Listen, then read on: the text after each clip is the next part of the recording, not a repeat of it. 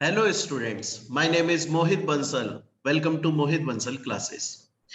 Students, आज हम start करने वाले हैं CMA फाइनल का पेपर नंबर 19 जिसका नाम है कॉस्ट एंड मैनेजमेंट ऑडिट, उसका स्टडी नोट 5।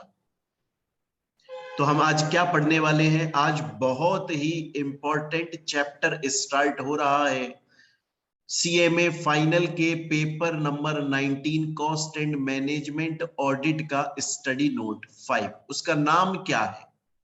उसका नाम है overview of cost accounting standards and generally accepted cost accounting principles. तो आज हम ये चैप्टर स्टार्ट करने वाले हैं। चलिए, तो सबसे पहला जो क्वेश्चन स्टूडेंट्स मैं बता दूं, ये चैप्टर मोस्ट इंपॉर्टेंट चैप्टर है आपके कॉस्ट एंड मैनेजमेंट ऑडिट का। कॉस्ट एंड मैनेजमेंट ऑडिट जो आपका सब्जेक्ट है उसका सबसे मोस्ट इंपॉर्टेंट चैप्टर है ये, और ये थियोरेटिकली भी इंपॉर्टेंट है, प्रैक्टिकली भी इंपॉर्टेंट है। अब हम इसको पढ़ना स्टार्ट करेंगे, लेकिन इस चैप्टर को स्टार्ट करने से पहले क्वेश्चन ये आता है कि सर आखिर कॉस्ट अकाउंटिंग स्टैंडर्ड्स क्या होते हैं और ये generally accepted cost accounting principles क्या होते हैं, पहले इसको आप हमें समझाइए। तो पहले मैं ये आपको समझाऊंगा बड़ी ही डिटेल में। देखिए स्टूडेंट्स, सबसे पहले मैं बात करूंगा फाइनेंशियल अकाउंट्स की। सबसे पहले मैं बात करूंगा फाइनेंशियल अकाउंट्स की, फिर मैं बात करूंगा आपके पास में कॉस्ट अकाउंट्स की। क्लियर है ये चीज? तो सबसे पहले मैं बात करने वाला हूं फाइनेंशियल अकाउंट्स की। स्टूडेंट्स, दुनिया की हर कंपनी को, दुनिया की, पूरे वर्ल्ड की हर कंपनी को अपने फाइनेंशियल अकाउंट्स प्रिपेयर करने पड़ते हैं, खुद के लिए प्रिपेयर करने पड़ते हैं। वो कंपनी अपने फाइनेंशियल अकाउंट्स बनाती है, मतलब क्या बनाती है? बैलेंस शीट बनाती है, कैश फ्लो स्टेटमेंट बनाती है, प्रॉफिट एंड लॉस अकाउंट बनाती है। और क्यों बनाती है? जिससे वो खुद का चेक कर सके कि मेरे कितने प्रॉफिट हैं, कितने लॉसेस हैं, मैं कहां पे गलती कर रही हूं, कहां पे मुझे सुधार करना चाहिए, कैसे मैं अपने प्रॉफिट को इंक्रीज कर दूं। दुनिया की हर कंपनी को फाइनेंशियल अकाउंट्स बनाना कंपलसरी होता है। क्लियर ये चीज यहां तक? अब ये बात सबको पता थी, जैसे आज आपको ये बात पता है, ये बात सबको पता थी। लेकिन क्वेश्चन ये उठता था कि यार फाइनेंशियल अकाउंट्स दुनिया की हर कंपनी को बनाने तो होते हैं, पर कैसे बनाएं, किन रूल्स रेगुलेशंस को फुलफिल करके बनाएं? क्योंकि अगर कोई रूल्स रेगुलेशंस नहीं होंगे तो हर कंपनी अपने अपने फाइनेंशियल अकाउंट्स को अलग अलग तरह से बनाएगी। कोई कंपनी पहले कॉस्ट लिख देगी, बाद में प्रॉफिट लिख देगी। कोई कंपनी पहले प्रॉफिट लिखेगी, बाद में कॉस्ट लिख देगी। कोई कंपनी इंटरेस्ट को ऊपर लिख देगी, कोई कंपनी टैक्स को ऊपर लिख देगी। तो कोई तो ऐसा स्टैंडर्ड हो, कोई तो ऐसा फॉर्मेट हो, कोई तो ऐसी गाइडलाइंस हो, कोई तो ऐसे रूल्स रेगुलेशंस हो जो कि ग्लोबल लेवल पे, पूरे वर्ल्ड, पूरी दुनिया के लेवल पे, इंटरनेशनल लेवल पे सभी कंपनीज को बताएं कि अगर आपको फाइनेंशियल अकाउंट्स बनाने हैं तो आप ये रूल्स को फॉलो करके बनाइएगा। तो उसी वजह से ये गैप बनाया गया, generally accepted accounting principles. Accounting, और ये फाइनेंशियल अकाउंट्स के लिए था। जो कंपनी खुद के लिए बनाती है, खुद की जानकारी के लिए बनाती है, जिससे वो पता करे कि उसके नेट प्रॉफिट कितने हैं, लॉसेस कितने हैं। तो मैं बोल रहा हूं हर कंपनी को फाइनेंशियल अकाउंट्स बनाने पड़ते हैं, फाइनेंशियल अकाउंटिंग करनी पड़ती है कि पूरे साल में उसने कितना सामान खरीदा, कितना सामान बेचा, कितना उसको प्रॉफिट हुआ, कितना इसको लॉस हुआ, वो अपनी जानकारी के लिए बनाती है। उसे फाइनेंशियल अकाउंट्स बोलते हैं बच्चों। और इंटरनेशनल लेवल पे इसके लिए जो रूल्स बनाए गए थे वो generally accepted accounting principles, gap बनाए गए थे। फिर इंडिया ने क्या करा?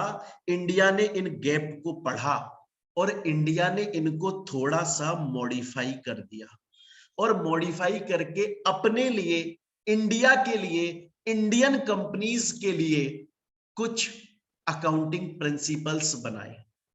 मतलब दुनिया की हर कंपनी जब फाइनेंशियल अकाउंट्स बना रही है तो वो इन रूल्स रेगुलेशंस को फॉलो कर रही है। इंडिया बोला कि हम तो अपने खुद के पर्सनल इंडियन अकाउंटिंग प्रिंसिपल्स बना लेंगे और उसने ये जो गैप प्रिंसिपल्स थे, जनरली एक्सेप्टेड अकाउंटिंग प्रिंसिपल्स, उनको पढ़ा, जो बातें उसकी सही लगी उनको अडॉप्ट कर लिया, बाकी अपनी तरफ से कुछ नया इनपुट दिया, अपने नए रूल्स दिए, अपनी नई गाइडलाइंस बताई और टोटल मिलाकर बना दिया इंडिया के अकाउंटिंग प्रिंसिपल्स, इंडिया के अकाउंटिंग स्टैंडर्ड्स।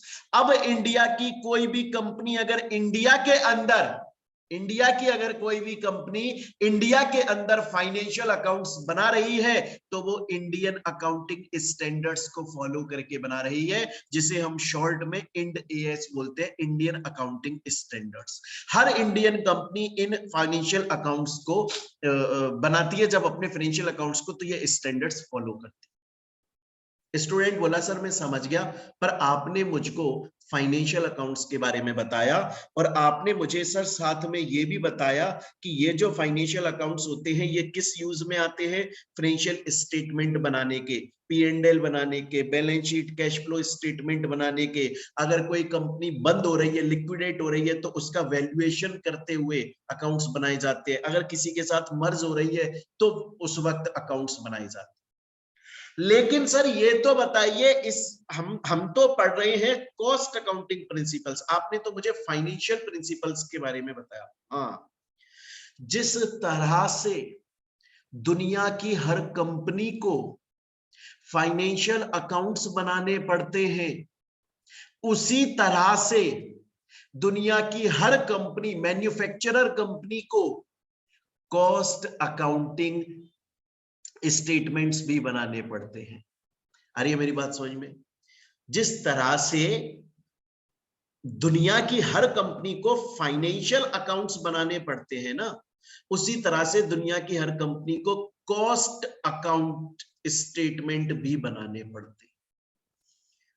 क्या हो उसके अंदर? उसके अंदर होता है कि कितनी कॉस्ट लगाई हमारी कंपनी ने, एक प्रोडक्ट को बनाने में कितना खर्चा किया। सर क्यों बनाते हैं? जिससे प्रोडक्ट की प्राइस डिसाइड करी जा सके, कि अगर मैंने प्रोडक्ट को बनाने में इतना खर्चा कर दिया तो थोड़ा सा प्रॉफिट मार्जिन जोड़ के मैं प्रोडक्ट की प्राइस डिसाइड कर दूं। जो फाइनेंशियल अकाउंट्स बनाए जाते हैं वो कंपनी खुद के लिए बनाती है, लेकिन जो कॉस्ट अकाउंटिंग स्टेटमेंट्स बनाए जाते हैं, कॉस्ट शीट बनाई जाती है, वो कस्टमर के लिए बनाती है, जिससे कंपनी डिसाइड कर सके प्रोडक्ट की प्राइस क्या होगी। अब क्योंकि दुनिया की हर कंपनी को फाइनेंशियल अकाउंट्स बनाने थे तो गैप आ गया जनरली एक्सेप्टेड अकाउंटिंग प्रिंसिपल्स। उसी तरह से दुनिया की हर कंपनी को कॉस्ट अकाउंटिंग स्टेटमेंट्स बनाने थे, इसलिए लेकर आया गया GACAP, generally accepted cost accounting principles, जो कि ग्लोबल लेवल पे, इंटरनेशनल लेवल पे, पूरी दुनिया के लेवल पर कॉस्ट अकाउंटिंग प्रिंसिपल्स बताते हैं कि दुनिया की अगर किसी भी कंट्री, किसी भी देश की कंपनी अगर कॉस्ट अकाउंटिंग स्टेटमेंट्स बनाएगी तो इन GACAP को, generally accepted cost accounting principles को यूज करके बनाएगी। अब फाइनेंशियल अकाउंट्स के लिए भी गैप आया था, लेकिन हमारे इंडिया वालों ने इसको मॉडिफाई करके इंड AS बना दिया। उसी तरह से, उस ही तरह से हमारे इंडिया ने ये जो generally accepted cost accounting principles थे, जो इंटरनेशनल लेवल पर कॉस्ट अकाउंट्स बनाने की सलाह दे रहे थे, रूल्स बता रहे थे, उनको मॉडिफाई करा इंडिया ने, और इंडिया के लिए सेपरेटली, इंडियन कंपनीज के लिए सेपरेटली कॉस्ट अकाउंटिंग स्टेटमेंट बना दिए, कॉस्ट अकाउंटिंग स्टैंडर्ड्स बना दिए। ये GACAP को मॉडिफाई किया गया और कॉस्ट अकाउंटिंग स्टैंडर्ड्स बना दिए इंडियन कंपनीज के लिए, जिनको शॉर्ट में हम CAS बोलते हैं। आज अगर इंडिया के अंदर कोई भी कंपनी कॉस्ट अकाउंटिंग स्टेटमेंट बनाती है, कॉस्ट शीट बनाती है, कॉस्ट का क्लासिफिकेशन करना है उसको कि ये फलानी कॉस्ट जो है वो डायरेक्ट मटेरियल में जाएगी या फैक्ट्री ओवरहेड में जाएगी, कौन सी कॉस्ट के अंदर जाएगी और किस तरह से कॉस्ट को असाइन किया जाएगा, ये सभी चीजें अब हम कॉस्ट अकाउंटिंग स्टैंडर्ड्स के थ्रू फॉलो करते हैं। तो बच्चों अगर कोई क्वेश्चन पूछे कि बैकग्राउंड क्या है, ये कॉस्ट अकाउंटिंग स्टैंडर्ड्स आखिर कैसे बने, अगर कोई पूछे मुझे तो बैकग्राउंड बता दो कि ये कॉस्ट अकाउंटिंग स्टैंडर्ड्स आखिर बने कैसे, पैदा कैसे हुए, इनका जन्म कैसे हुआ, तो बताइएगा कि इंटरनेशनल लेवल पे जिस तरह से हर कंपनी को फाइनेंशियल अकाउंट्स बनाने पड़ते हैं, उसके लिए पहले गैप लाया गया था और उसको इंडिया ने मॉडिफाई करके AS बना दिया, इंडियन अकाउंटिंग स्टैंडर्ड्स। उसी तरह से दुनिया की हर कंपनी को कॉस्ट अकाउंटिंग स्टेटमेंट भी बनाने पड़ते हैं, जिसके लिए इंटरनेशनल लेवल पे GACAP लाया गया था, लेकिन इंडिया ने उनको मॉडिफाई करके अपने लिए कॉस्ट अकाउंटिंग स्टैंडर्ड्स बना लिए। और इंडिया की अब हर कंपनी जो कॉस्ट अकाउंट्स स्टेटमेंट बना रही है, कॉस्ट शीट बना रही है, कॉस्ट का क्लासिफिकेशन असाइनमेंट चाहती है, उसको ये कॉस्ट अकाउंटिंग स्टैंडर्ड्स फॉलो करने पड़ते हैं। ये यहां से जन्मे। स्टूडेंट बोलता है समझ गया सर, मुझे इसका बैकग्राउंड समझ में आ गया सर, मुझे ये समझ में आ गया कि कॉस्ट अकाउंटिंग स्टैंडर्ड्स आखिर कहां से आए, होते क्या हैं। अरे ये रूल्स होते हैं, ये रेगुलेशंस होते हैं, ये गाइडलाइंस होती हैं, इनके अंदर तरीका, फॉर्मेट, प्रोसेस लिखा हुआ है कि इंडिया की अगर कोई भी कंपनी कॉस्ट अकाउंट्स बना रही है तो कैसे बनाएगी, क्या फॉर्मेट होगा, कौन सी कॉस्ट को किस कॉस्ट के अंदर क्लासिफाई किया जाएगा, कौन सी कॉस्ट को प्रोडक्ट की प्राइस में इंक्लूड करेंगे, कौन सी कॉस्ट को प्रोडक्ट की प्राइस में इंक्लूड नहीं करेंगे, ये सभी बातें इन कॉस्ट अकाउंटिंग स्टैंडर्ड्स के अंदर लिखी हुई हैं। ये रूल्स हैं बच्चों, ये रेगुलेशंस हैं, ये टर्म्स कंडीशंस हैं जो कि हर कंपनी को बेहतर बनाती है।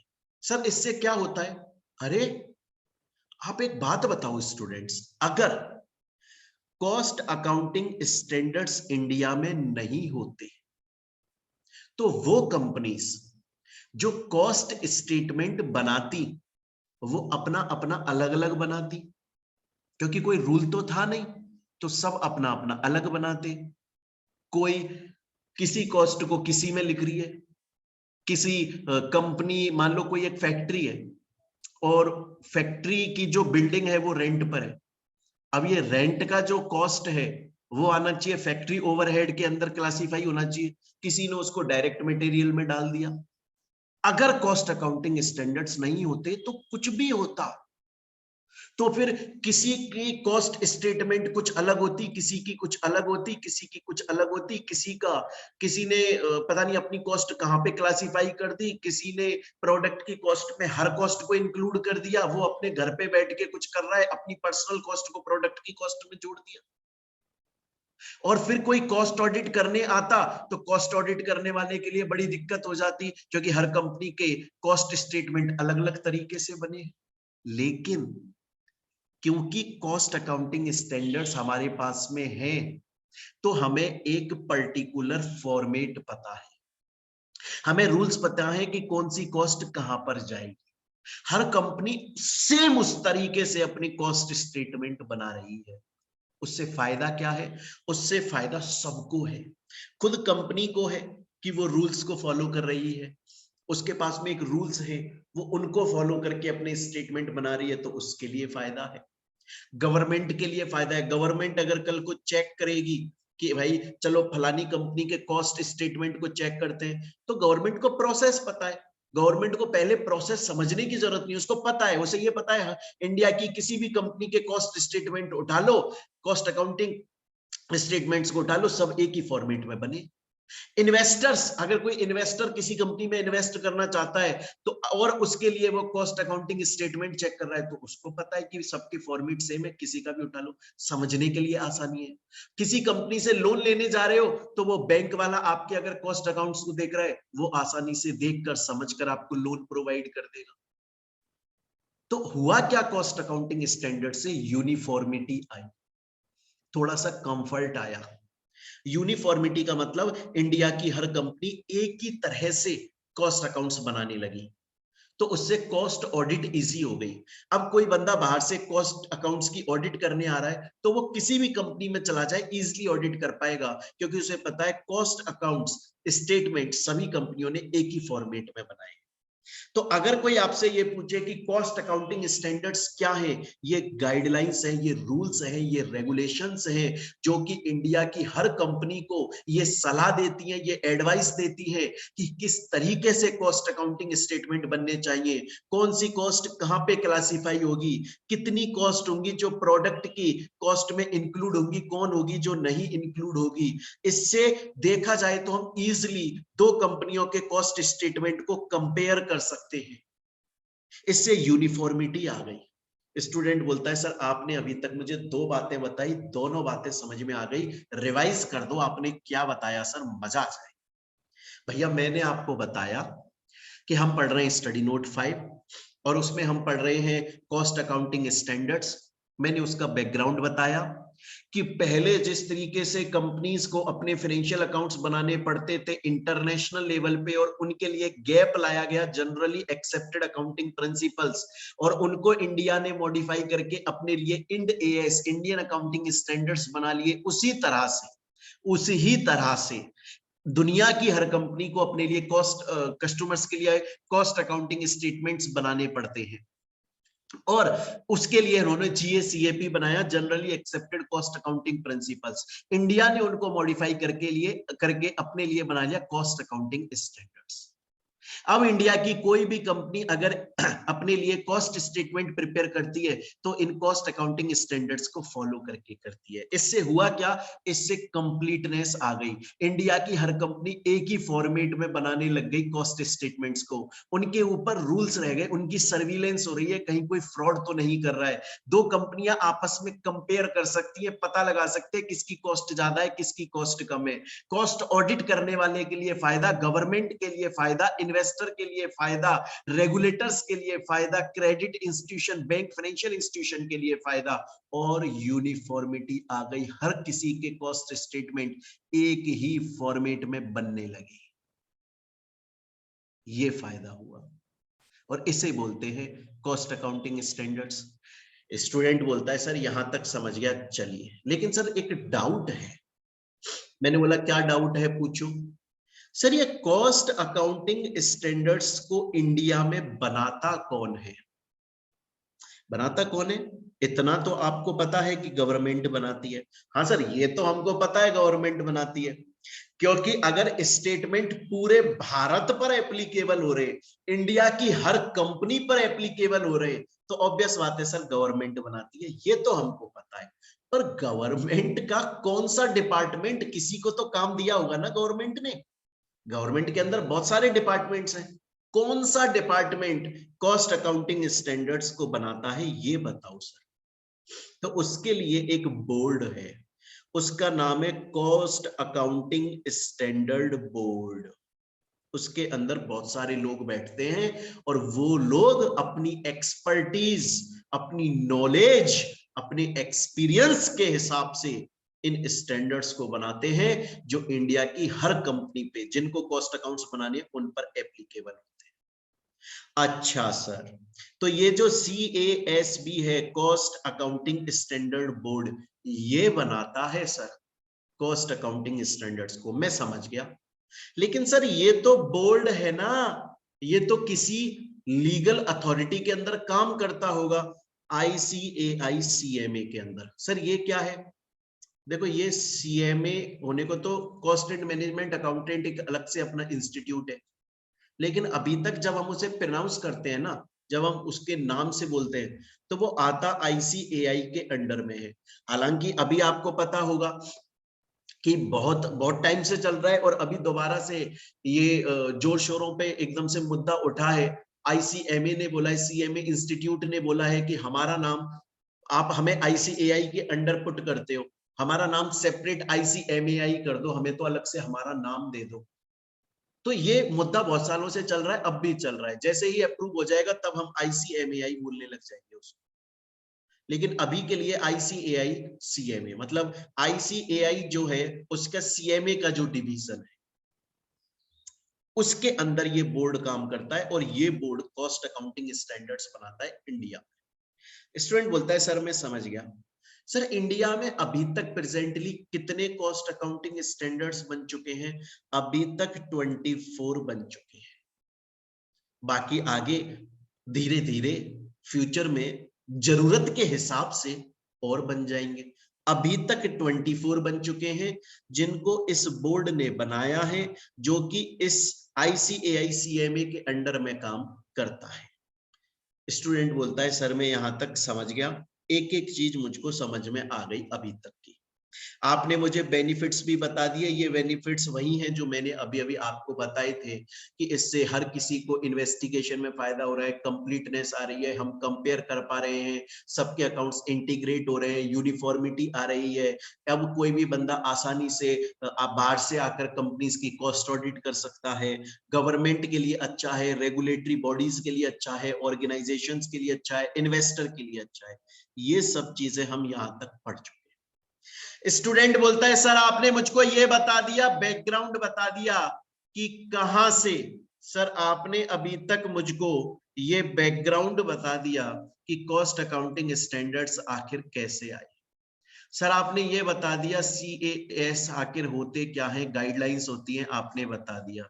उसके अलावा इनकी यूटिलिटीज, मतलब आपने इनके यूजेस मुझको बता दिए। आपने ये भी बता दिया कि एक कॉस्ट अकाउंटिंग स्टैंडर्ड बोर्ड है जो ICAI CMA के अंदर काम करता है, वो ये बनाता है, और अभी तक 24 बन चुके हैं।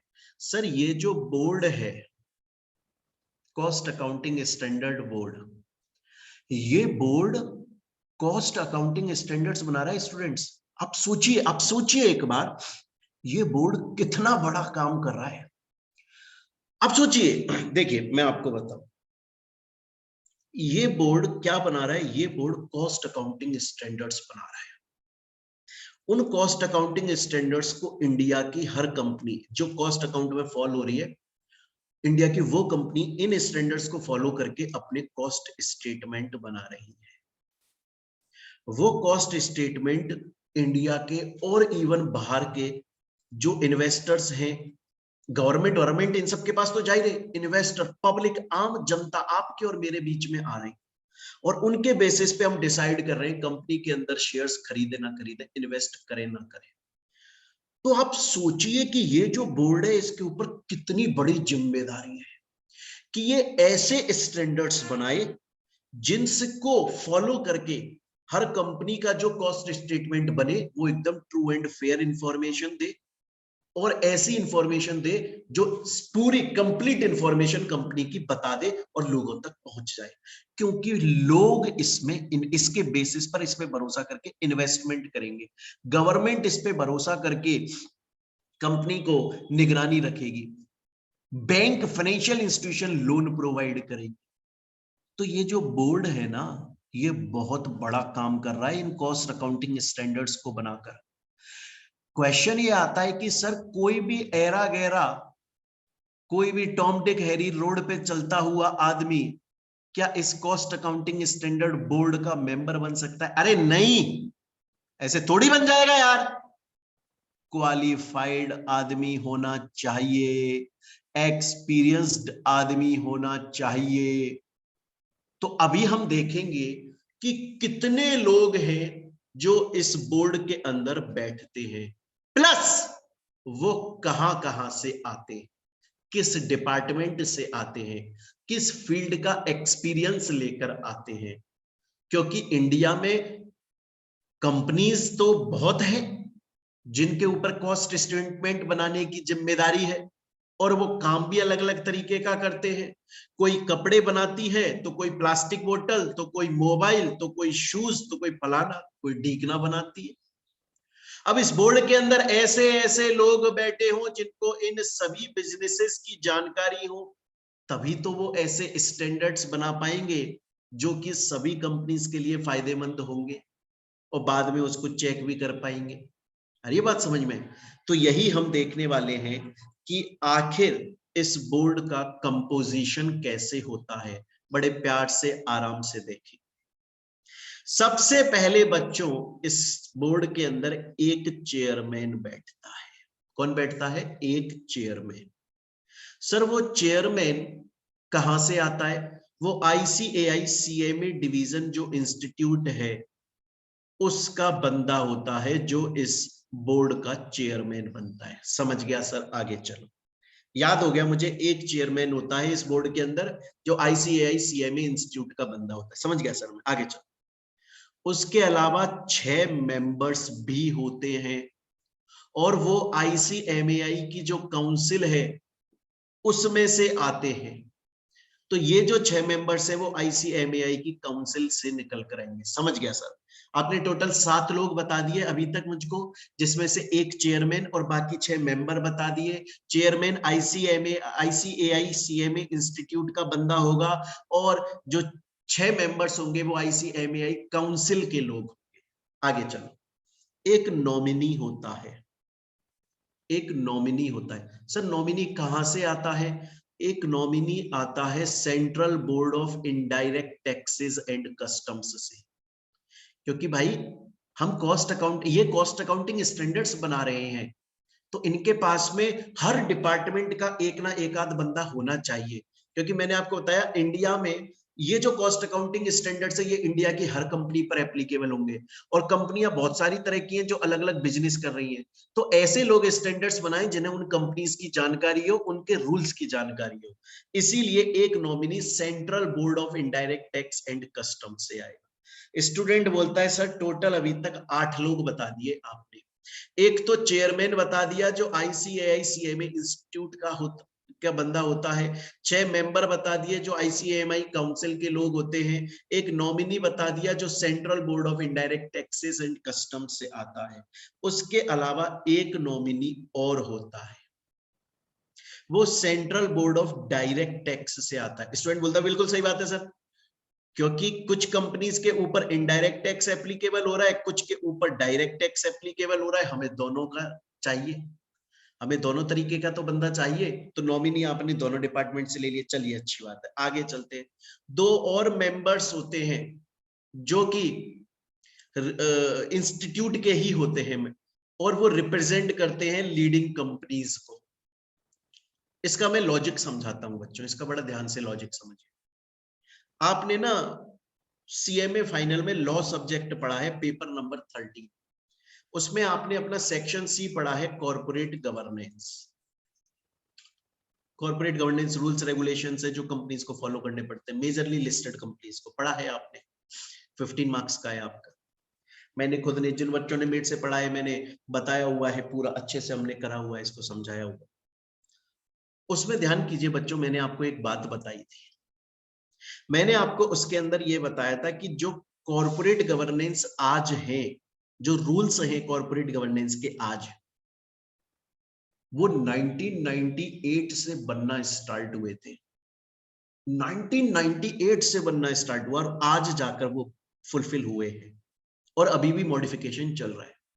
जब वो बनाए जा रहे थे ना, तो इंडिया के जो बड़े बड़े लोग हैं, बड़ी बड़ी कंपनियों के मालिक, उनसे सलाह ली गई थी, उनकी कमेटी बनाई गई थी, उनसे सलाह ली गई थी कि आप भी सलाह दीजिए कि कंपनीज में किस तरीके का कॉर्पोरेट गवर्नेंस हो जिससे कंपनियां और बेहतर काम कर सके। मैंने पढ़ाया था आपको उस पे, बिरला कमेटी के बारे में बहुत पढ़ाया था, कुमार मंगलम बिरला कमेटी, कुमार मंगलम बिरला कमेटी के बारे में। क्योंकि ये बड़े लोग हैं, इन्होंने जो टाटा हो गए, अंबानी हो गए, अडानी हो गए, बिरला हो गए, ये वो लोग हैं जिन्होंने पूरे इंडिया के अंदर अपना बिजनेस फैलाया है, और सिर्फ एक जगह पर नहीं, हर सेक्टर में फैलाया है। आज रिलायंस वाला आम भी बेचता है, मोबाइल भी बेचता है, पेट्रोल डीजल भी बेचता है, सभी काम कर रहा है। टाटा सब काम कर रही है। टाटा आपको टाटा स्काई भी दे रही है जो अब टाटा प्ले हो गया, आपको गाड़ियां भी दे रही है, सब काम कर रही है। टाटा मोबाइल भी देती है, टाटा बहुत सा, टाटा का नमक भी आ रहा है, तो बहुत सारे काम कर रही है। जब भी कोई ऐसे रूल्स रेगुलेशंस बनाए जाते हैं ना जो पूरे भारत में एप्लीकेबल हो, तो बड़े बड़ी कंपनीज के लोगों को भी बुलाया जाता है और उनसे भी उनकी सलाह ली जाती है, क्योंकि वो पूरे भारत के लेवल पे काम कर रहे हैं बच्चों। जिस तरह से कॉर्पोरेट गवर्नेंस बनाते वक्त बड़े बड़े लोगों को बुलाया गया, उसी तरह से कॉस्ट अकाउंटिंग स्टैंडर्ड बोर्ड के अंदर भी 2 लोग ऐसे बैठते हैं जो बड़ी कंपनीज को रिप्रेजेंट करते हैं, क्योंकि उन्होंने काम किया है, एक्सपीरियंस है उनको। बाकी फिर 4 और नॉमिनीज बैठते हैं जो कहां से आते हैं, रेगुलेटर। सर ये रेगुलेटर कौन है? रेगुलेटर अथॉरिटीज है, जैसे CAG, controller and auditor general of India, government companies के लिए, आरबीआई फॉरेन कंपनीज के लिए, IRDI insurance regulatory development authority insurance companies के लिए, try telecom regulatory authority of India telecom companies के लिए। अलग अलग रेगुलेटर है अलग अलग जगह के लिए, है ना। लिस्टेड कंपनीज के लिए सेबी हो जाता है, नॉर्मल कंपनीज के लिए एनसीएलटी हो जाता है। इस तरह के बहुत सारे बोर्ड बने हुए हैं। कंपटीशन एक्ट में CCI, competition commission of India, ये रेगुलेटर्स हैं। हम इनको ट्राइब्यूनल के नाम से भी जानते हैं, क्वासी जुडिशियल बॉडीज के नाम से भी जानते हैं। तो वहां के 4 नॉमिनी। तो अभी तक कौन कौन हुआ? एक हुआ चेयरमैन आईसीएआई सीएमए इंस्टीट्यूट का, 6 मेंबर हुए काउंसिल ऑफ सीएमएआई के, नॉमिनी हो गए जो CBIT central board of indirect taxes और कस्टम से, फिर नॉमिनी हो गया central board of direct taxes से। उसके अलावा 2 मेंबर हो गए जो बड़ी कंपनीज को रिप्रेजेंट कर रहे हैं। 4 नॉमिनी हो गए रेगुलेटर्स के। उसके अलावा 2 और मेंबर होते हैं, एक होता है आईसीएआई से, एक होता है आईसीएसआई से। सर क्यों क्यों यार? आज अगर कोई कंपनी है तो उसके ऊपर सीए का भी कुछ काम होगा, तो हमें उसके लिए एक मेंबर चाहिए, वो हमने ले लिया। वो लीगल रूल्स रेगुलेशन भी फुलफिल करेगी, तो सीएस का भी काम होगा, उसका भी एक बंदा ले लिया। और सीएमए के तो हमने इवन चेयरमैन ले लिया और 6 मेंबर्स ले लिए। तो जब सीएमए का बंदा लेकर बैठे हो तो सीए और सीएस का भी लेकर बैठो ना। सीएस वाला लीगल कंप्लायंसेस को देख लेगा, सीए वाला अकाउंटिंग पॉलिसीज को देख लेगा, अकाउंट्स को देख लेगा। चलिए, इसके अलावा और कौन होता है? 3 और मेंबर होते हैं जो कि इंडस्ट्री एसोसिएशन से होते हैं। होता है ना, इंडस्ट्रीज की एसोसिएशन बन जाते हैं। जैसे आप खुद देखिएगा बच्चों, आपके पिताजी या बड़े भाई या रिश्ते में कोई भी या जानकार कोई भी आपका अगर बिजनेस करते हैं तो वहां का एक कमिटी बन जाती है, उस बिजनेस की एक उस मार्केट की एक कमिटी बन जाती है और उसका कोई हेड भी बनता है। मतलब वो एसोसिएशन बना लेते हैं। अरे बात समझ में? आप अगर तारक मेहता का उल्टा चश्मा देखते हो, तारक मेहता का उल्टा चश्मा, उसमें जेठालाल गढ़ा जो है, जेठालाल गढ़ा, आपने देखा होगा कभी कभी जेठालाल गढ़ा को ना एसोसिएशन वाले बुला लेते हैं कि भाई साहब आप ना ऐसे काम कर रहे हो, गलत काम कर रहे हो। मैं आपको एक सीरियल बताता हूँ, तारक मेहता का उल्टा चश्मा, वो इस वाले से रिलेट कर जाएगा। क्या होता है, जेठालाल की जो गढ़ा इलेक्ट्रॉनिक्स है, वहां पर ना बावरी आती है, बावरी, बावरी है ना, गर्लफ्रेंड है उसकी, हमारे बागा बॉय की। तो वो बावरी बार बार आती है और फिर वो बावरी क्या करती है, बावरी ना दूसरी इलेक्ट्रॉनिक दुकान के बाहर खड़ी हो जाती है और दूसरी इलेक्ट्रॉनिक दुकानों पर जो कस्टमर आ रहे होते हैं ना, उनसे जाकर ये बोलती है कि आप यहाँ से मत लो, गड़ा इलेक्ट्रॉनिक से ले लो, वहां पे सामान अच्छा मिलता है। ये बात उस इलेक्ट्रॉनिक एसोसिएशन के पास में पहुंच जाती है जो उन दुकानों को का मेन एसोसिएशन है। वहां पे जेठालाल को बुलाया जाता है और सबके सामने बोला जाता है कि आप ऐसे बिजनेस क्यों कर रहे हो, आपने बावरी को ऐसे अपॉइंट क्यों किया। बताते कि वो मैंने नहीं किया, ऑल दैट वो अलग चीज है, लेकिन मैं बता रहा हूँ एसोसिएशन होता है हर इंडस्ट्री का। जैसे एग्जाम्पल के तौर पे अगर मैं आपको बात बताऊं, CII, confederation of Indian industry, फिकी है, उसका नाम सुना होगा, federation of Indian chamber of commerce and industry. ऐसे 2 मेंबर्स होते हैं प्रोफेशनल इंस्टीट्यूशन से, जैसे यूनिवर्सिटी से, IIA से।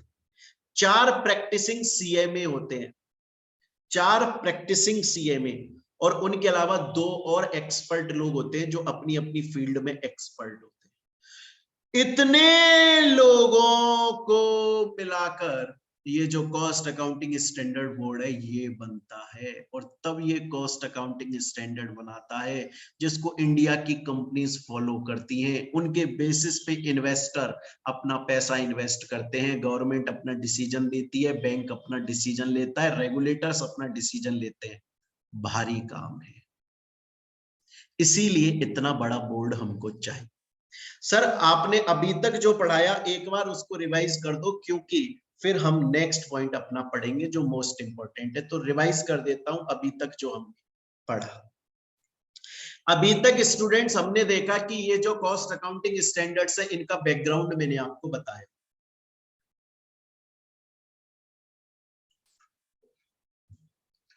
इसमें मैंने आपको बताया स्टूडेंट्स की ये जो कॉस्ट अकाउंटिंग स्टैंडर्ड्स हैं ये हर कंपनी को फॉलो करना जरूरी, फाइनेंशियल अकाउंट जैसे हर कंपनी को फॉलो करना जरूरी था, उसके लिए इंटरनेशनल लेवल पे गैप आया, इंडिया ने उसको मॉडिफाई करके लिए अपने लिए इंड एएस बना दिया। उसी तरह से वर्ल्ड लेवल पे कॉस्ट अकाउंटिंग स्टेटमेंट पूरी दुनिया में बनाना जरूरी था, उनके लिए जीएसीएपी आया, generally accepted cost accounting principles, उनको इंडिया ने मॉडिफाई करके लिए अपने लिए सीएएस कॉस्ट अकाउंटिंग स्टैंडर्ड बना दिया। ये गाइडलाइंस होते हैं और इनके बहुत सारे फायदे होते हैं, यूनिफॉर्मिटी आ जाती है, कंप्लीटनेस आ जाती है, कंपेयर कर सकते हैं, गवर्नमेंट अच्छे से इनको चेक कर लेगी, कॉस्ट ऑडिटर कॉस्ट ऑडिट कर लेगा, इन्वेस्टर अपना इन्वेस्टमेंट डिसीजन ले सकता है, बैंकर या फाइनेंशियल इंस्टीट्यूशन लोन देने का डिसीजन ले सकते हैं। उसके अलावा इनको इशू कौन करता है? कॉस्ट अकाउंटिंग स्टैंडर्ड बोर्ड है एक, वो इन सीएएस को इशू करता है और वो आईसीएआईसीएमए के अंडर में काम करता है। अभी तक इंडिया में 24 सीएएस बन चुके हैं। फिर मैंने इसका कंपोजिशन बता दिया। स्टूडेंट बोलता है सर मैं यहां तक सब समझ गया हूं, अब हम आगे चलते हैं, और अब हम जो टॉपिक पढ़ने वाले हैं स्टूडेंट्स वो मोस्ट इंपॉर्टेंट टॉपिक पर हम पहुंच चुके हैं, content of cost accounting standard. कि ये जो कॉस्ट अकाउंटिंग स्टैंडर्ड जो कि ये बोर्ड बना रहा है, आखिर उसका कंटेंट क्या होता है। और उसके लिए बच्चों मैं आपको एक एग्जाम्पल सुनाना चाहूंगा, उस एग्जाम्पल से आपको पता लगेगा। ठीक है, देखिए एक बार की बात है, ये कैटरीना कैफ ये मेरी जानकार है ठीक है, चलिए, तो ये मेरे पास में एक बार आई और बोली कि मोहित मुझको एक मल्टीनेशनल कंपनी में जॉब मिल गई है। अरे मैंने कहा वाह यार, बहुत बहुत बधाई हो आपको, तो बहुत अच्छी बात है ये। बोली हाँ अच्छी बात है, मुझे जॉब मिल गई है, मुझे इस बात की खुशी है, लेकिन अब मुझे उस कंपनी जहां मुझे जॉब मिली है वहां पर मुझे कॉस्ट शीट बनानी है, कॉस्ट स्टेटमेंट बनाने हैं। तो मैंने कहा तो क्या दिक्कत है? बोली लेकिन मेरे को ये नहीं पता, क्योंकि देखो कंपनी में कॉस्ट बहुत सारी लगती है भाई, कंपनी के अंदर कॉस्ट तो बहुत सारी है।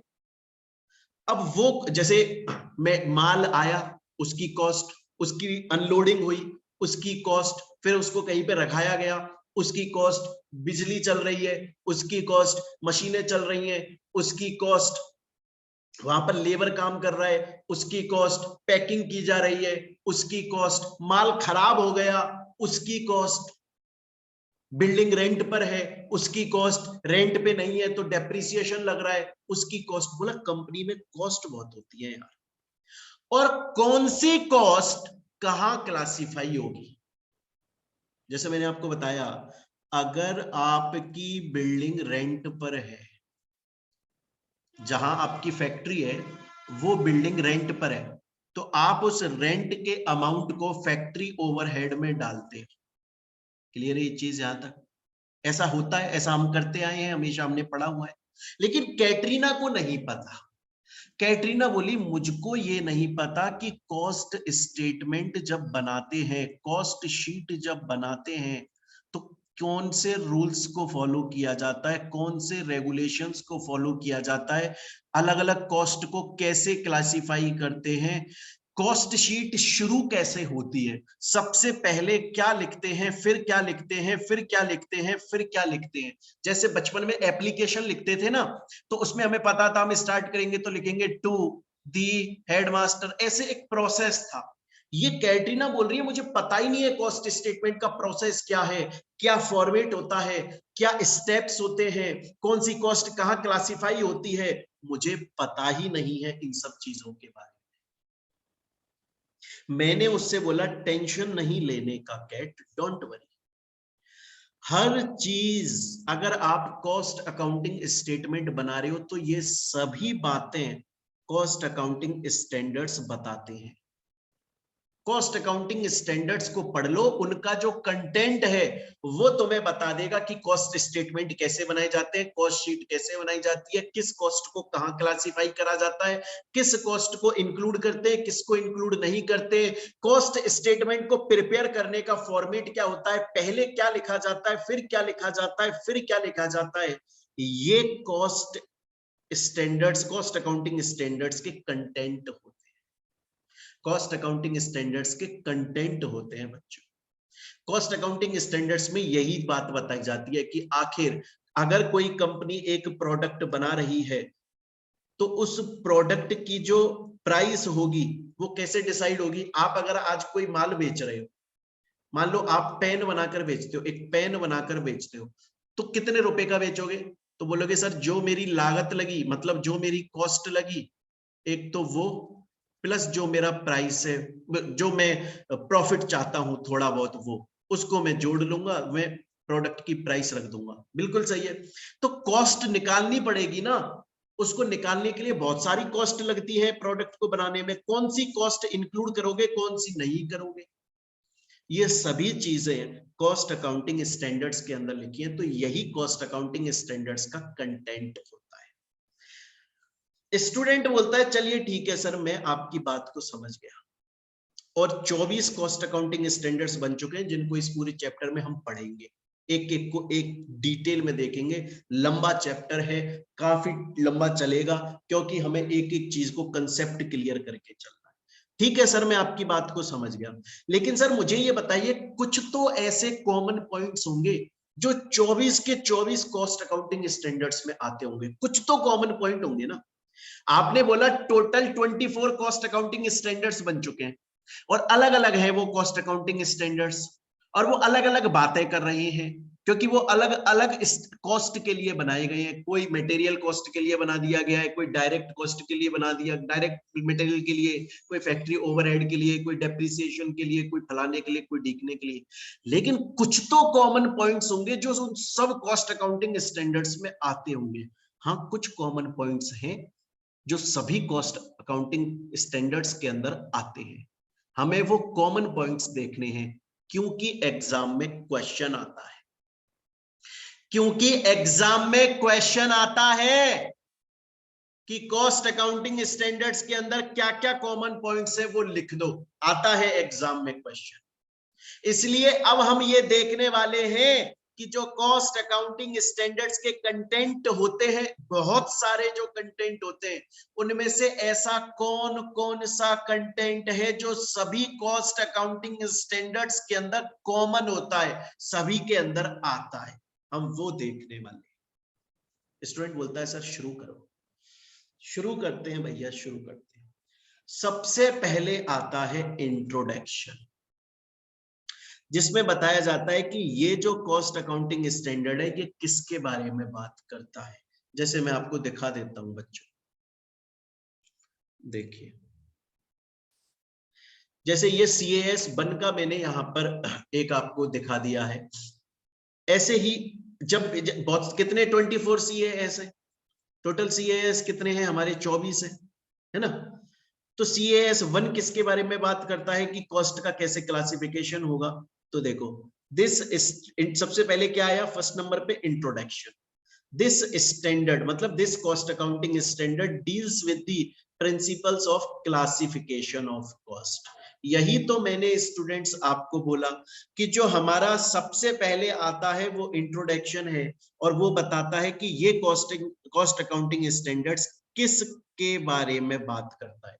जैसे CAS बात करता है क्लासिफिकेशन ऑफ कॉस्ट के बारे में, ठीक है। दूसरा फिर ऑब्जेक्टिव आता है।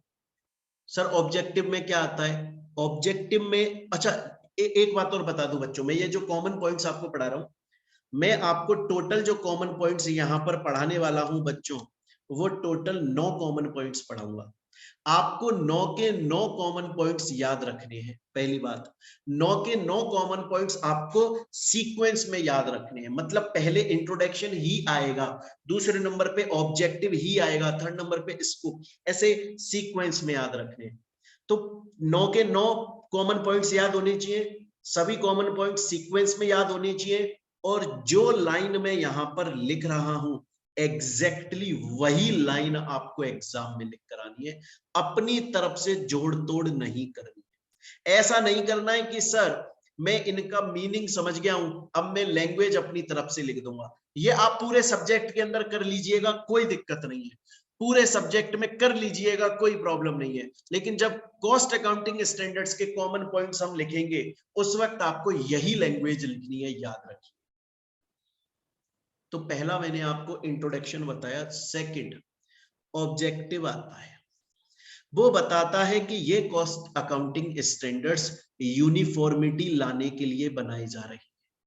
यूनिफॉर्मिटी लाने के लिए मतलब इसलिए कि अगर इंडिया के अंदर कोई भी पर्सन CAS 1 बनाएगा तो इसी तरीके से बनाएगा, CAS 2 बनाएगा तो इसी तरीके से बनाएगा, यूनिफॉर्मिटी लाने के लिए, कंसिस्टेंसी लाने के लिए। अब देखिए, जैसे कौन सा वाला आप कॉस्ट अकाउंटिंग स्टैंडर्ड बना रहे हो वो कॉस्ट यहां पर आ जाती है। अगर आप डायरेक्ट मटेरियल वाला कॉस्ट अकाउंटिंग स्टैंडर्ड पढ़ रहे हो तो यहाँ पर डायरेक्ट मटेरियल आ जाएगा।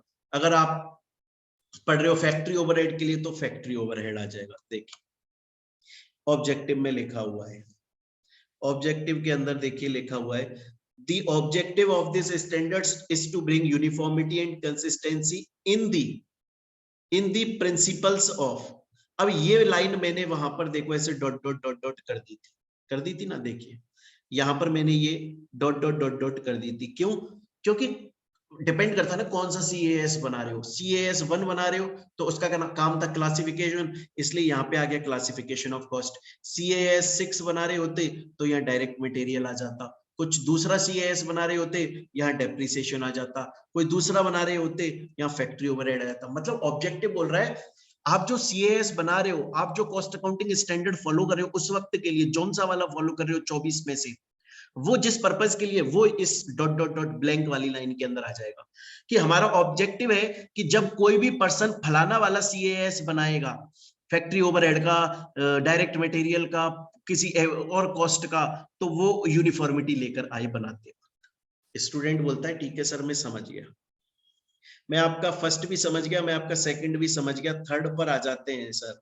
थर्ड बताओ, थर्ड क्या होता है? अबे थर्ड तो बहुत ईजी है, स्कोप बताता है।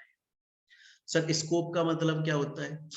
भाई स्कोप का मतलब ये होता है कि आप CMA कर रहे हो, अब कोई आपसे पूछे कि CMA का स्कोप क्या है, तो वो आपसे पूछ रहा है कि आप CMA की मदद से क्या क्या काम कर सकते हो, कौन कौन सी किस किस के अंडर में काम कर सकते हो, या कौन कौन सी जगह पर काम कर सकते हो। तो आप या तो जॉब कर सकते हो या आप प्रैक्टिस कर सकते हो। सेम उसी तरह से जो कॉस्ट अकाउंटिंग स्टैंडर्ड हम उस वक्त बात कर रहे हैं उसका स्कोप क्या है, वो ये बताता है कि कॉस्ट स्टेटमेंट के अंदर ये कॉस्ट कहां पर अप्लाई होगी, कहां पर अप्लाई नहीं होगी। आ रही है बात समझ में? देखिए ये लिखा हुआ, this standard shall be applied to cost statement which require. अब क्या, क्योंकि क्लासिफिकेशन ऑफ कॉस्ट CAS 1 तो क्लासिफिकेशन एंड ऑल। देन हमने शुरू के 3 पढ़ लिए बच्चों, ये तो इजी थे अब तक, और फोर्थ वाला भी इजी है।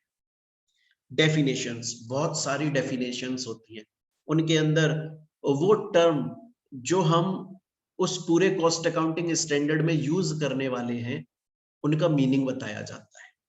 हर कॉस्ट अकाउंटिंग स्टैंडर्ड में बहुत सारे मीनिंग आते हैं।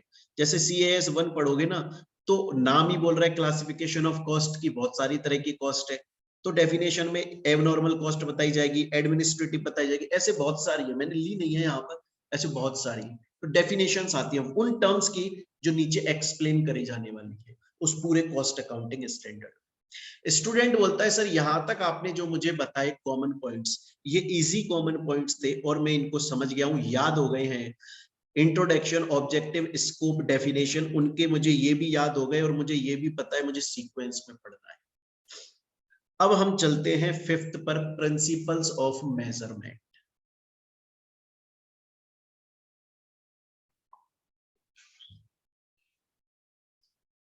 ये क्या बताता है? ये एक्चुअल बात बताता है जो हमें सीएएस में पढ़नी है। ये मोस्ट इंपॉर्टेंट है। ये फिफ्थ जो है वो मोस्ट इंपॉर्टेंट है और यही हमारी एक्चुअल बात बताता है। यही बताता है कि जब कोई प्रोडक्ट बनाया जाता है, हम प्रोडक्ट को एलिमेंट भी बोलते हैं, कि जब कोई प्रोडक्ट बनाया जाता है तो उस प्रोडक्ट की जो कॉस्ट हम डिसाइड करते हैं उसमें कौन कौन सी कॉस्ट को इंक्लूड करते हैं और किसको हम इंक्लूड नहीं करते हैं। ये बात, ये फिफ्थ पॉइंट बताता है प्रिंसिपल्स ऑफ मेजरमेंट, कि कैसे मेजर करोगे कि कौन सी कॉस्ट को इंक्लूड करें कौन सी को ना करें। ये बात उस कॉस्ट अकाउंटिंग स्टैंडर्ड का फिफ्थ पॉइंट बताता है। हर कॉस्ट का हम ये कॉमन पॉइंट्स पढ़ रहे हैं जो हर सीएएस में। अब इसके लिए बच्चों में फिफ्थ को आपको समझाऊंगा, बहुत डिटेल में समझेंगे हम। जैसे मैं आपको एग्जांपल के तौर पे बताऊं कि एबनॉर्मल कॉस्ट प्रोडक्ट की कॉस्ट में इंक्लूड नहीं होती। अब ये मैंने यहाँ पे ब्लैंक क्यों छोड़ दिया? ये ब्लैंक इसलिए छोड़ दिया कि आप कौन सी वाली कॉस्ट की बात कर रहे हैं। अगर यहाँ पे डायरेक्ट मटेरियल की कर रहे हो तो एबनॉर्मल कॉस्ट डायरेक्ट मटेरियल में नहीं आएगी। फैक्ट्री ओवरहेड की बात करें तो एबनॉर्मल कॉस्ट फैक्ट्री ओवरहेड में नहीं आएगी। जिस भी कॉस्ट की, बेसिक मुद्दा आपको ये याद रखना है कि एबनॉर्मल कॉस्ट प्रोडक्ट की कॉस्ट में, एलिमेंट की कॉस्ट में इंक्लूड नहीं होती। सर क्यों इंक्लूड नहीं होती और एबनॉर्मल कॉस्ट होती क्या है? बच्चों एग्जाम्पल से समझाऊंगा एबनॉर्मल कॉस्ट क्या होती है और क्यों इंक्लूड नहीं होती प्रोडक्ट की कॉस्ट में। सपोज कीजिए एक फैक्ट्री है और वहां पर कंप्यूटर्स, लैपटॉप्स मैन्युफैक्चर करे जाते हैं। हुआ क्या, एक बार वहां पर एक चूहा घुस गया और चूहा बिजली का जो कनेक्शन था, इलेक्ट्रिसिटी का कनेक्शन था, मेन कनेक्शन जो था जहां से पूरे ऑफिस में, पूरी फैक्ट्री में इलेक्ट्रिसिटी सप्लाई होती थी, वहां पर पहुंच गया और उसने 2-3 तारों को काट के एक दूसरे से भिड़ा दिया और शॉर्ट सर्किट हो गया। कंप्यूटर फैक्ट्री के अंदर रैट आ गया, चूहा आ गया और उसने तार वार काट दिए, एक दूसरे से तार मिला दिए और शॉर्ट सर्किट हो गया और आग लग गई। आग लगने की वजह से काफी सारे कंप्यूटर्स जलकर राख हो गए। ये जो नुकसान हुआ, कंप्यूटर्स जलने का, लैपटॉप जलने का नुकसान हुआ, क्या ये जले हुए लैपटॉप बिकेंगे? नहीं। कंप्यूटर बिकेंगे जले हुए? नहीं, वो तो खराब हो गए, फिर के राख बन गए वो तो। क्या उनकी कॉस्ट थी? हाँ कॉस्ट थी, उन पर काम हो गया था, उन पर लागत लग गई थी, खर्चा कर दिया था कंपनी ने। एबनॉर्मल, अचानक से, हमारा इंटेंशन नहीं था कि हम आग लगा दें, पर हमारी लापरवाही से, हमारी केयरलेसनेस से कोई चूहा आ गया, उसने तारों को काट दिया, शॉर्ट सर्किट हो गया और हमारा नुकसान हो गया। क्या अगर कंपनी जब एक सही लैपटॉप किसी कस्टमर को बेचेगी, सही कंप्यूटर किसी कस्टमर को बेचेगी, तो ये जो आग लगी इसमें जो खर्चा हुआ, क्या वो खर्चा इनमें इंक्लूड किया जाएगा? नहीं, क्योंकि ये एबनॉर्मल कॉस्ट है। ये इस लैपटॉप या इस कंप्यूटर के लिए नहीं बनाई गई, इसके लिए ये कॉस्ट नहीं लगी, ये तो अचानक से लग गई, ये हमारी प्लानिंग या इंटेंशन नहीं था और उस फायर की वजह से कंप्यूटर जल गए। लेकिन ये एबनॉर्मल कॉस्ट प्रोडक्ट की प्राइस में, कॉस्ट में इंक्लूड नहीं होगी। बच्चों आप खुद सोचिए ना। अच्छा आप एक बात बताइए, एक बिस्किट बनाने की फैक्ट्री है। अब बिस्किट बनाने की फैक्ट्री है तो वहां पे बहुत सारा आटा रखा हुआ है। उस आटे में ऊपर से एक छिपकली गिर के मर गई, ज्यादा मर गई छिपकली गिर के, तो आटा तो खराब हो गया। और वो फेंकेगा। अब तो वो किसी को दे नहीं सकते, जहर फैल गया उसमें, खराब है, फेंकेगा वो। तो क्या अब आप जब दोबारा आटा लाकर नए बिस्किट बनाकर कस्टमर को बेचोगे तो ये वाला जो खर्चा है वो उसमें इंक्लूड करोगे? उस प्रोडक्ट नहीं करोगे। ये एबनॉर्मल लॉस है, ये गलती से हो गया, ये प्लानिंग से नहीं किया, ये हमारी लापरवाही से हो गया। ये एबनॉर्मल लॉस है, एबनॉर्मल कॉस्ट है, इसे हम प्रोडक्ट की कॉस्ट में इंक्लूड नहीं करते। ये मैंने यहां पर लिख दिया। सेकंड, फाइनेंस कॉस्ट भी इंक्लूड नहीं होती। फाइनेंस कॉस्ट का मतलब क्या होता है? मुझे एक बात बताइए, सब देखिए, जेठालाल इलेक्ट्रॉनिक्स का व्यापारी है और वो मोबाइल बेचता है, तो वो मोबाइल लेकर आता है मैन्युफैक्चरर से, उस पे थोड़ा बहुत अपना कुछ काम करता है और फिर उसे बेचता है। तो जब ये लेकर आता है ना माल, जब लेकर आता है जेठालाल, जब माल लेकर आ जाता है मैन्युफैक्चरर से, मोबाइल खरीद के लाता है, तो ये अमीर आदमी है, ये हाथ की हाथ पेमेंट दे देता है।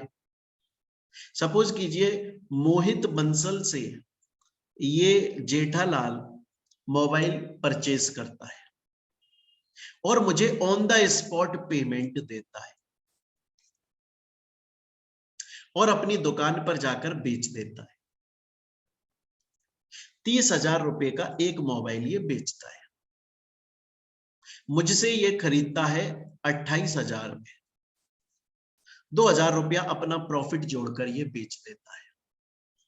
अच्छा, मेरे पास में एक नथु नाम का आदमी भी आता है, वो भी जेठालाल की तरह व्यापारी है, मोबाइल बेचता है, पर छोटा व्यापारी है, गरीब व्यापारी है।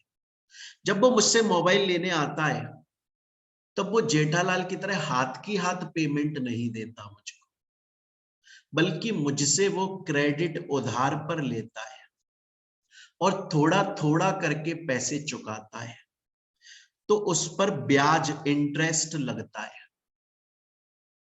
तो जितना जेठालाल मोबाइल मुझसे खरीदता है उतने ही नत्थू खरीदता है, लेकिन ये मुझे हाथ की हाथ पेमेंट देता है, ये बाद में देता है क्योंकि ये उधार पर ले जाता है, तो इसको ब्याज देना पड़ता है, इंटरेस्ट देना पड़ता है एक्स्ट्रा 25,000 रुपए का, वो मैंने लिख दिया यहाँ।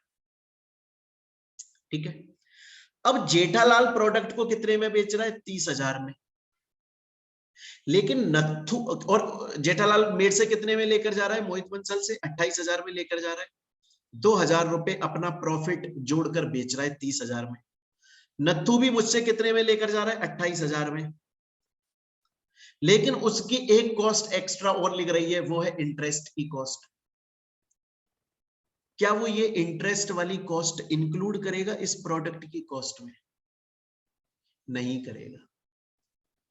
यार आज अगर कोई बंदा कस्टमर, आज सलमान खान कस्टमर है, तो सलमान खान नत्थू से बोलेगा, नत्थू यार तू अगर उधार पर माल ला रहा है और थोड़ा थोड़ा करके उस सामने वाले को पेमेंट दे रहा है इंटरेस्ट के साथ, मेरे से क्यों ले रहा है उस इंटरेस्ट का पैसा? मैं थोड़ी दूंगा तेरे इंटरेस्ट का पैसा यार, ये तो फाइनेंस कॉस्ट है भाई, तू एक साथ में लिया, मुझे तो बिना इंटरेस्ट की कॉस्ट के बता एक्चुअल प्राइस क्या है प्रोडक्ट की, मैं उस पे खरीदूंगा। तो ये नत्थु जो है, इसका मतलब अगर किसी व्यापारी ने, अगर किसी कंपनी ने कहीं से बैंक से उधार पर, बैंक से लोन लिया हुआ है या किसी और से लोन लिया हुआ और उसका इंटरेस्ट जा रहा है, उस इंटरेस्ट के अमाउंट को प्रोडक्ट की प्राइस में नहीं जोड़ सकते आप, क्योंकि कोई दूसरी कंपनी है ऐसी जो बिना इंटरेस्ट की कॉस्ट के भी दे रही है। आप इंटरेस्ट का पैसा मुझसे कैसे ले सकते हो? आप मुझसे पैसा उस प्रोडक्ट का लीजिए ना जो मुझे दे रहे हो। आपने मुझको प्रोडक्ट बेचा, मैंने उसका पैसा आपको दिया, आपने जो इंटरेस्ट की कॉस्ट इसमें जोड़ी, उससे मेरा क्या फायदा हुआ? मेरा थोड़ी ना कुछ फायदा हुआ। अरे ये बात समझ में, इसीलिए स्टूडेंट्स याद रखिएगा, जो ये फाइनेंस कॉस्ट है इंटरेस्ट वाली या कैश डिस्काउंट वाली, या फिर मानकर चलिए कि अगर किसी ने एक्स एक बार में पैसा दे दिया, जैसे जेठालाल एक ही बार में पैसा देता है तो उसको कैश डिस्काउंट मिल जाता है, वो भी नहीं जुड़ेगा। स्टूडेंट बोलता है सर मैं समझ गया।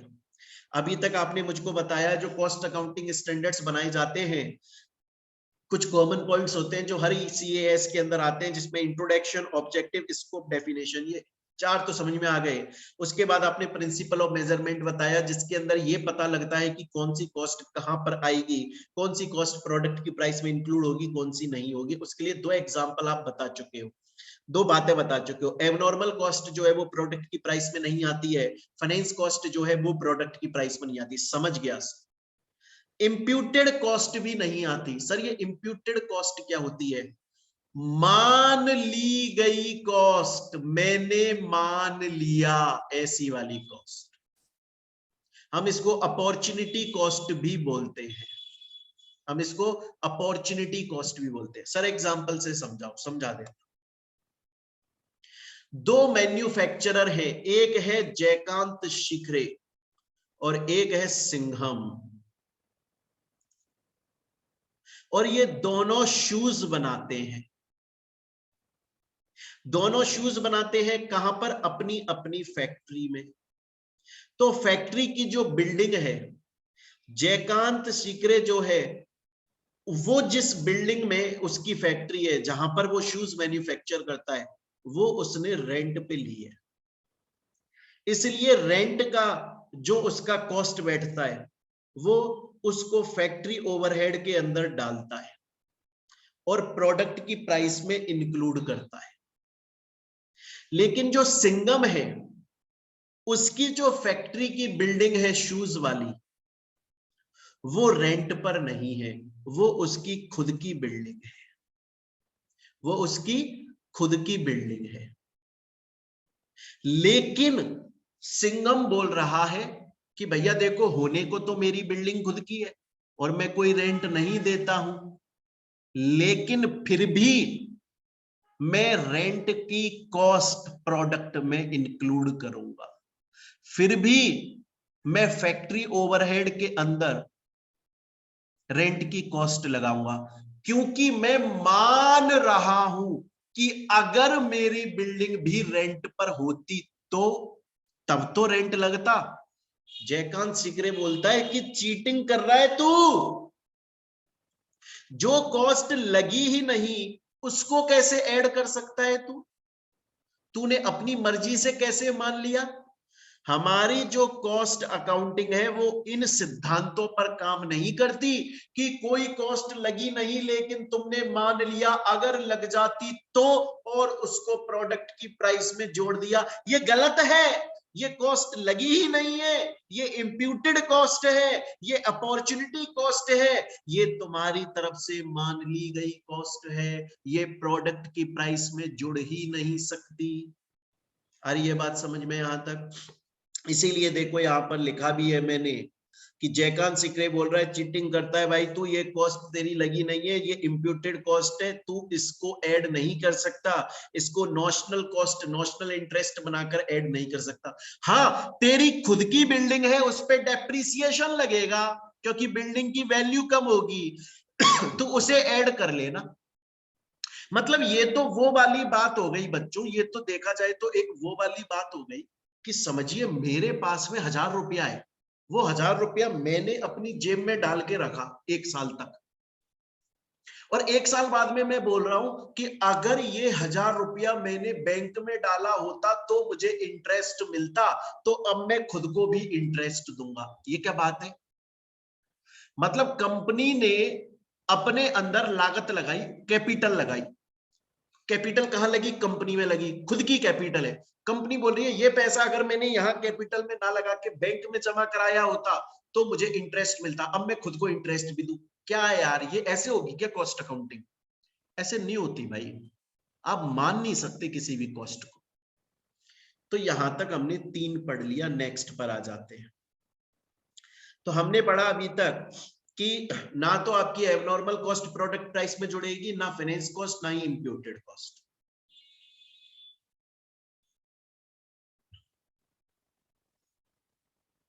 फिर नेक्स्ट आता है, अगर कोई फाइन लग रहा है, अगर कोई पेनल्टी लग रही है, अगर कोई डैमेज की कॉस्ट है या डेमोरेज की कॉस्ट है, वो भी नहीं लगती। सर ये कैसे समझा दो, इसको समझा देता हूं। रिलायंस कंपनी एक बड़ी कंपनी है, उसमें फैक्ट्री भी है, तो उनके ऊपर एक तो फैक्ट्रीज एक्ट एप्लीकेबल होता है, लेबर लॉ एप्लीकेबल होते हैं। हालांकि ये सब अब एक ही एक्ट बन चुके हैं, लेकिन आपके समझाने के लिए बता रहा हूं।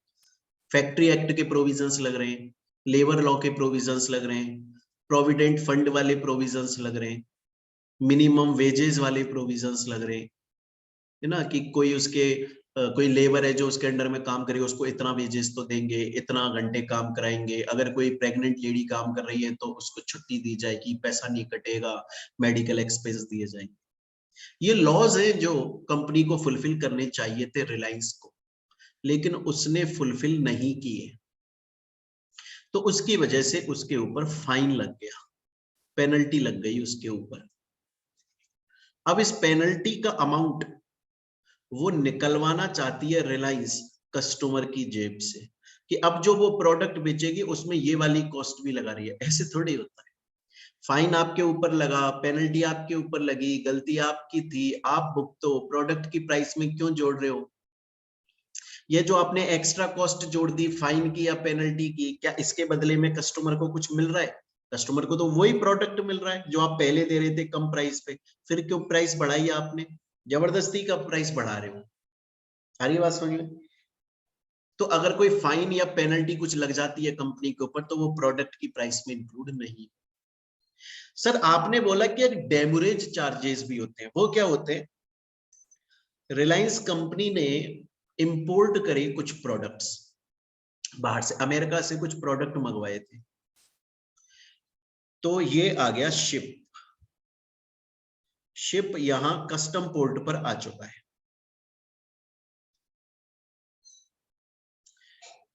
कस्टम अथॉरिटीज ने रिलायंस को बोला कि 1 घंटे के अंदर अपने ये जो सामान है, तुम्हारे गुड्स हैं, इनको यहां से ले जाओ।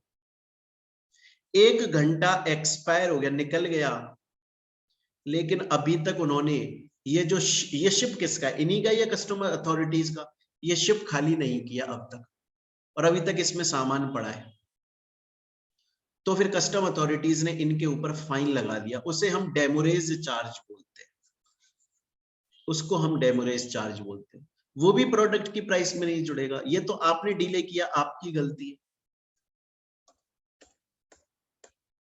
देखो मैंने लिखा हुआ है डेमोरेज चार्ज का मतलब। तो स्टूडेंट बोलता है सर ये आ गया, ये आ गया, ये आ गया, ये आ गया सब। नेक्स्ट 5th पॉइंट पे आ जाओ। अरे बड़ा ही इजी पॉइंट है।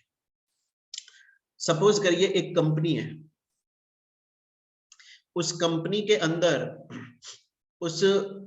के अंदर मान लीजिए कि कोई कॉस्ट लग गई, कुछ टूट फूट गया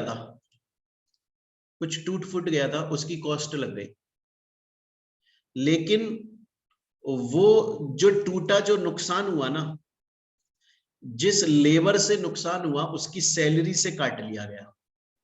क्या अब वो प्रोडक्ट की प्राइस में जुड़ेगा? नहीं जुड़ेगा सर, क्योंकि वो नुकसान की भरपाई तो हो गई। जैसे आज मान के चलिए एक कंपनी है, कोई भी कंपनी उठा लो आप, ओयो कंपनी उठा लो। ओयो का काम क्या है? होटल का काम करना। तो एक होटल के अंदर टेबल लगानी थी, वो टेबल एक लेबर से टूट गई।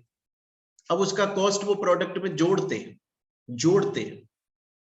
लेकिन भरपाई हो गई लेबर की सैलरी से।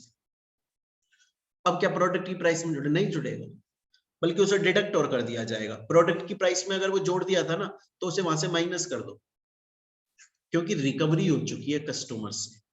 क्लियर ये चीज? इसी तरह से सपोज करिए कि कोई प्रोडक्ट बनाया, मैन्युफैक्चरर ने कोई प्रोडक्ट बनाया, और उस प्रोडक्ट की प्राइस उसने 10 रुपए रखी, मतलब वो 10 रुपए लेगा कस्टमर से, लेकिन गवर्नमेंट आई बीच में, और गवर्नमेंट बोली, मान के चलिए प्रोडक्ट जो है वो क्या बना?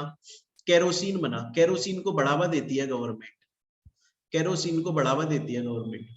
गवर्नमेंट आई मैन्युफैक्चरर के पास और बोली, सुनो ये जो 10 रुपए की कॉस्ट तुमने रखी है ना, इसको तुम 6 रुपया कर दो, क्योंकि बचे हुए 4 रुपए मैं तुम्हें दूंगी एज सब्सिडी या एज ग्रांट। तो वो इस प्रोडक्ट की प्राइस में से जितनी सब्सिडी गवर्नमेंट से मिली उसे माइनस करके बची हुई प्राइस कस्टमर से ले लेगा। ऐसा यूरिया पे होता है, पता है ना आपको, खेतों में जो यूरिया डलता है वो एक्चुअली में देखा जाए तो 3,000 रुपए का कट्टा है इंडिया में, लेकिन गवर्नमेंट उस पर 2700 और समथिंग रुपए की सब्सिडी देती है। तो किसान से दुकानदार सिर्फ 270 रुपीज लेता है, क्योंकि उस जो सब्सिडी गवर्नमेंट ने दे दी उस सब्सिडी का अमाउंट प्रोडक्ट की प्राइस में नहीं जोड़ते, माइनस करते। स्टूडेंट बोलता है सर समझ गया, यहां तक समझ गया, आगे चलते हैं। नेक्स्ट सपोज कीजिए कि एक प्रोडक्ट की प्राइस जो है वो मैंने 10 रुपए रखी, लेकिन उसकी स्टैंडर्ड प्राइस 12 निकल के आ रही है। क्यों निकल के आ रही है? क्योंकि कोई लॉस हो गया था, कुछ नुकसान हो गया था जिसकी वजह से कॉस्ट बढ़ गई। तो प्राइस वेरिएंस कितने का आ रहा है? 2 रुपए का प्राइस वेरिएंस है, 2 रुपए का प्राइस वेरिएंस है। मैंने कॉस्ट कितनी रखी प्रोडक्ट की? 10 रुपए। अब स्टैंडर्ड कॉस्टिंग के हिसाब से, स्टैंडर्ड कॉस्ट के बेसिस पर प्रोडक्ट की एक्चुअल प्राइस कितनी आ रही है? 12, क्योंकि लॉस हो गया था। तो बीच का डिफरेंस मतलब प्राइस वेरिएंस कितना आ रहा है? 2 रुपए। वो जो लॉस अगर नॉर्मल लॉस था तो इस प्रोडक्ट की प्राइस में जुड़ जाएगा और एक्चुअल प्राइस 12 बन जाएगी। अगर वो एबनॉर्मल लॉस था तो वो तो मैंने आपको फर्स्ट पॉइंट में पढ़ाया, एबनॉर्मल लॉस कभी भी प्रोडक्ट की प्राइस में नहीं जुड़ता।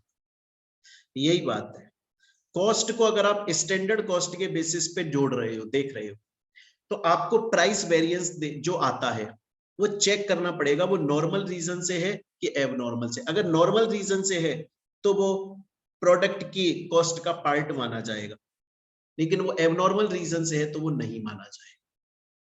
स्टूडेंट बोलता है हाँ जी सर मैं समझ गया, बड़ा ही मजेदार समझाया यहां तक आपने कहानी। आगे चलते हैं अब इसके बाद में। अब नेक्स्ट, अच्छा मुझे एक बात बताओ, जैसे मोहित बंसल ने, मैंने रिलायंस से प्लास्टिक परचेज किया और उनसे फिर मैंने प्लास्टिक की बोतल बना के बेची, तो जो मुझे रिलायंस से परचेज करने पर, परचेज किया ना मैंने, रॉ मटेरियल प्लास्टिक परचेज किया, उसका मेरा खर्चा लगा और थोड़ा सा फिर मेरा एक्स्ट्रा खर्चा लगा कि मैंने उनको बोतल में कन्वर्ट किया। तो टोटल खर्चे के हिसाब से मैंने प्रोडक्ट की प्राइस यहां पर रख दी। लेकिन मैंने रिलायंस से जो ये प्लास्टिक जो रॉ मटेरियल खरीदा था उस पर मेरे को इनपुट टैक्स क्रेडिट मिल गया। टैक्स में पढ़ा है आपने जीएसटी में, इनपुट टैक्स क्रेडिट, या मुझे कोई रिफंड मिल गया। तो क्या अब भी मुझे प्रोडक्ट की वही प्राइस रखनी चाहिए या कम कर देनी चाहिए? कम कर देनी चाहिए। मैंने प्रोडक्ट की प्राइस कैसे रखी थी? मैंने प्रोडक्ट की प्राइस ये सोचकर रखी थी, सपोज करें मोहित बंसल ने प्लास्टिक खरीदा रिलायंस से और वो प्लास्टिक मुझको पड़ा 30 रुपए का और 20 रुपए मेरे और लग गए बोतल बनाने में, तो मैंने प्रोडक्ट की प्राइस 55 रुपए रख दी, 5 रुपए मेरा प्रॉफिट उसे हटा देता। लेकिन रिलायंस से जो 30 रुपए का मैंने रॉ मटेरियल लिया था उस पर मेरे को 10 रुपए का आईटीसी मिल गया, इनपुट टैक्स क्रेडिट मिल गया गवर्नमेंट से, या मुझे रिफंड मिल गया। तो अभी भी प्रोडक्ट की प्राइस में वही रखूंगा या मैं जो मेरे को आईटीसी मिल गया वो मैं घटा के बची हुई रखूंगा? बची हुई रखूंगा ना, उसको मैं माइनस कर दूंगा। तो यही बात मैंने बोली है आप। तो ये बच्चे हम पढ़ रहे थे कॉस्ट अकाउंटिंग स्टैंडर्ड के कॉमन पॉइंट, जिसमें शुरू मैंने 5 बता दिए हैं आपको। Introduction, objective, scope, definition and principle of measurement. और ये अभी तक मैंने जो आपको बताया वो एज इट इज सीक्वेंस में याद हो, और इनके सबके मैंने मीनिंग भी आपको बता दिए। अच्छा एक चीज क्वेश्चन बताओ मेरे को, एक क्वेश्चन, अगर ये एबनॉर्मल कॉस्ट है, फाइनेंस कॉस्ट है, ये फाइन वाइन, ये सब जो है, आप अगर देखो ये हम कॉस्ट स्टेटमेंट बनाने में तो नहीं लेते, ये तो हमने पढ़ा, इंक्लूड नहीं करते। लेकिन बच्चों जब आप ट्रेडिंग P&L बनाते हो कंपनी जब ट्रेडिंग पे तब लेती है कि नहीं लेती? तब तो लेती है इनको, लॉस ऑन असेट करके लिखती है कि असेट पे हमको लॉस हो गया, तब तो लेती है। पता है क्यों? क्योंकि ये जो कॉस्ट स्टेटमेंट हम बनाते हैं ना, ये कस्टमर के लिए बनाते हैं, क्योंकि हम कस्टमर से प्राइस लेंगे उस प्रोडक्ट की। लेकिन जो हम पेंडल बनाते हैं ना, वो हम अपने खुद के लिए बनाते हैं, खुद की नॉलेज के लिए, खुद की जानकारी के लिए, इसलिए हम उसे पेंडल में लिखते हैं। क्लियर है ये चीज? चलिए, तो हम क्या पढ़ रहे हैं? हम पढ़ रहे हैं कॉस्ट अकाउंटिंग स्टैंडर्ड के कॉमन पॉइंट्स को, जिसमें से 5 हम पढ़ चुके हैं, बाकी के अब हम और आगे कंटिन्यू करेंगे। तो स्टूडेंट्स, आज की क्लास में हम लोगों ने अभी तक क्या क्या पढ़ा?